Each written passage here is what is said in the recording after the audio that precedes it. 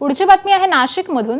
नाशिकच्या जय भवानी रोड परिसरात परप्रांतीय आणि मराठी वाद पुन्हा एकदा समोर आलाय।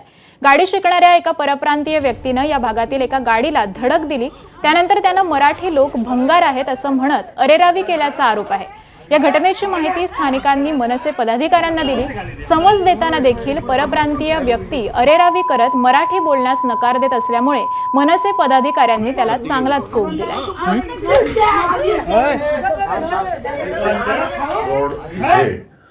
एक परप्रांतीयाने लासुरू कुटुंब यांच्या गाडीवरती म्हणजे धडक दिली। त्यांनी नुकसान भरपाई न करता उलट त्यांच्यावरती दादागिरी केली आणि तुम मराठी लोक भंगार हो, तुम्हारी गाडी भंगार है, तुम्हारा घर भंगार है, ही अशी मुजोरी। मग आम्हाला कळल्यावरती आम्ही तिथे गेलो आणि त्याला समज दिली, पण तरी तो उर्मटपणे बोलत होता की मी हिंदीत बोलेल, मराठी बोलणार नाही, काय करायचं करून घ्या।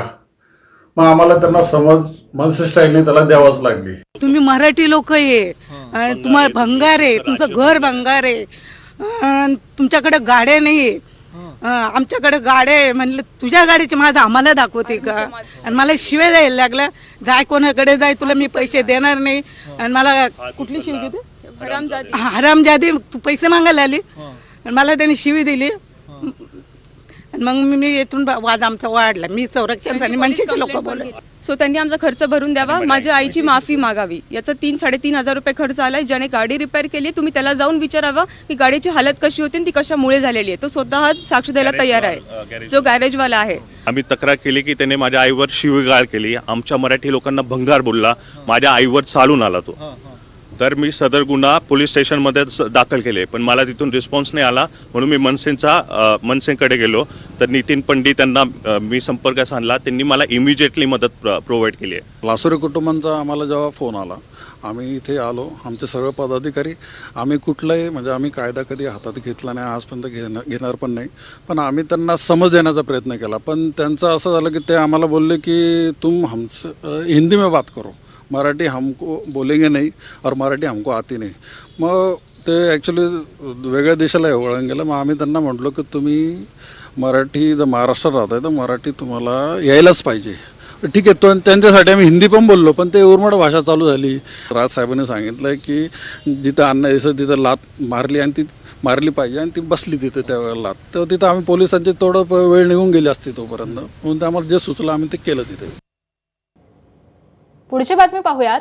मुंबईमध्ये अंधेरीतल्या राज ठाकरेंच्या नावानं एक शिवीगाळ करण्यात आली आहे। दारूच्या नशेमध्ये शिवीगाळ करणाऱ्या सुजित दुबेला पोलिसांनी अटक केली आहे। सोशल मीडियावर व्हिडिओ व्हायरल झाल्यानंतर ही घटना समोर आली आणि व्हिडिओ पाहून मनसैनिकांनी पोलिसांमध्ये धाव घेतली। अंधेरी पूर्वेतल्या महाकाली रोडवरच्या सुंदरनगर परिसरातली ही घटना आहे। सुजित दुबेच्या 3 बेकायदा धंद्यांवर देखील कारवाई करण्याची मागणी आता करण्यात येते। पोलिसांनी नीट कारवाई केली नाही तर मनसेनं आंदोलनाचा इशारा देखील दिलाय।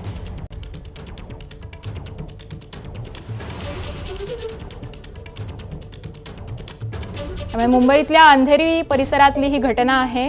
राज ठाकरेंच्या नावावरून शिवीगाळ करण्यात आली आणि त्यानंतर मनसे आक्रमक झाली। मनसेने पोलिसांमध्ये धाव घेतली आणि पोलिसांकडून सुजित दुबे या आरोपीला आता अटक करण्यात आली आहे।